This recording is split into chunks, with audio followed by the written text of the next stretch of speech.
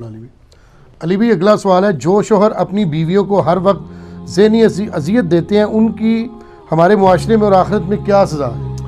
بڑی سخت سزا ہے جی. آپ ذہنی اذیت کی بات کر رہے ہیں. جامعہ ترمذی میں حدیث موجود ہے، سنن ابن ماجہ کے اندر بھی، کہ نبی علیہ السلام نے فرمایا، اس کی یعنی مرفوع والی حدیث جو کمزور ہے لیکن جو موقوفاً ہے عبداللہ بن عمر بن عاص سے، وہ صحیح ہے، کہ طواف کعبہ کے دوران انہوں نے کعبے کی طرف دیکھ کے کہا کہ کعبہ تیری خوشبو کتنی اچھی ہے، تیری عظمت کتنی اچھی ہے، لیکن ایک مومن کے دل کو دکھانا یہ اللہ کے نزدیک اس سے بڑا گناہ ہے کہ کوئی شخص کعبے کی اینٹ سے اینٹ بجا دے. بہت بڑا ایشو ہے. تو ہمارے معاشرے میں تو زیادہ تر خامدی ظالم میں نے دیکھے ہیں جی، جن کو آخرت کی فکر ہوگی تو وہی حرکتیں نہیں کریں گے. دوسرے نمبر پہ ساسوں کا بھی قصور ہوتا ہے. ان کو بھی یہ مان لینا چاہیے کہ ساس بھی کبھی بہو تھی. جو اس کے اس وقت جذبات تھے نا، تو وہ اب آنے والی بہو کو بھی اسی جذبات کے ساتھ ہینڈل کرے نا. زیادہ قصور جو ہے نا وہ ساسوں کا ہوتا ہے. بہو کی بھی غلطی ہے لیکن بہو کو آپ کو ایکسیپٹ کرنا چاہیے، اس لیے کہ اگر آپ کی بیٹی یہی کچھ کر رہی ہو تو آپ اس کو ایکسیپٹ نہیں کریں گے. تو دوسرے کی بیٹی کو آپ بیاہ کے لائیں اور اس کو بیٹی کا ٹائٹل دیا ہوا ہے، تو سر پھر اس کے ساتھ وہی والا حوصلہ پیش کرے نا جو آپ ایک بیٹی کے ساتھ کرتے ہیں. کیا وہ اپنی بیٹی والا سلوک کے ساتھ کرتے ہیں؟ سر کر کے دیکھیں.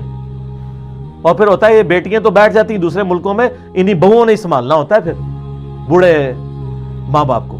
ساس سسر کو کون سنبھال رہا ہوتا ہے؟ یہی لوگ ہی سنبھال رہی ہوتی، اور کون سنبھال رہا ہوتا ہے؟ تو اس اعتبار سے یعنی یہ ظلم ہو رہا ہے. خامدوں کو بھی اللہ سے ڈرنا چاہیے اور خوف خدا رکھنا چاہیے.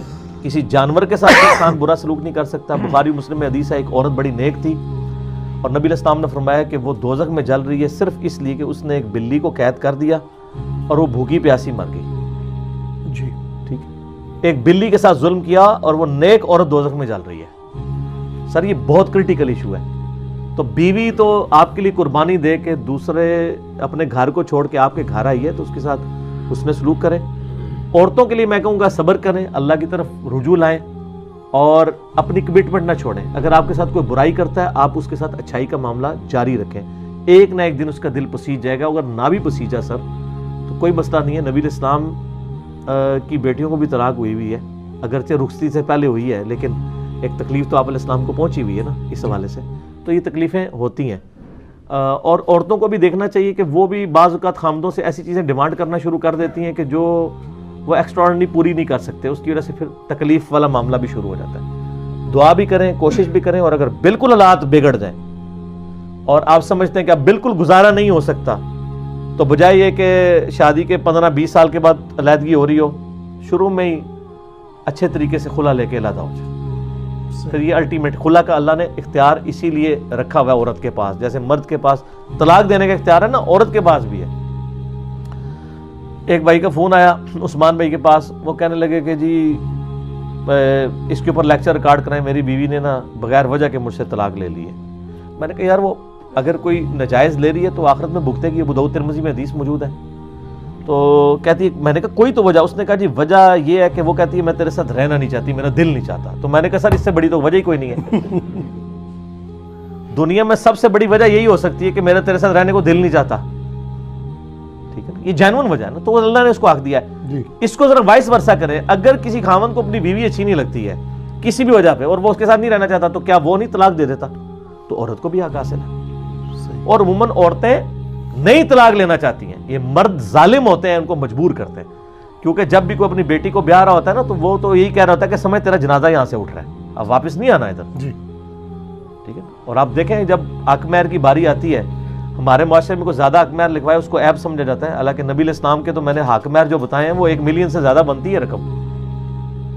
کیلکولیٹ کر کے دیکھ لیں تو 500 اوقیہ جو ہے وہ چاندی بنتی ہے. 500 اس وقت کے درہم چاندی کے. تو وہ لیکن یہاں پہ لوگ کیا لکھوا رہے ہوتے ہیں؟ میرا اپنا حق مہر 1100 روپے لکھا ہوا ہے. وہ اس لیے کہ انہوں نے کہا جی جب بیٹی دے دی تو حق مہر کی کیا امپورٹنس ہے؟ کیا حق مہر کی وجہ سے میاں بیوی بچ سکتے ہیں؟ نہیں. اتنے حق مہر ہوتے ہیں پھر بھی الٹیمیٹلی طلاقیں ہو جاتی ہیں.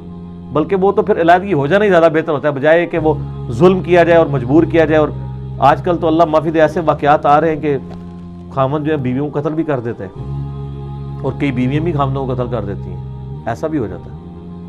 تو یہ ساری چیزوں کے میں اگر ایک ون لائن میں بیان کروں تو یہ دین سے دوری ہے سر. دین سے دوری نہ ہوتی تو یہ معاملات ایسے نہ ہوتے. صحیح. ٹھیک ہے نا. تو صبر کریں اور ترغیب پیار محبت سے جاری رکھیں.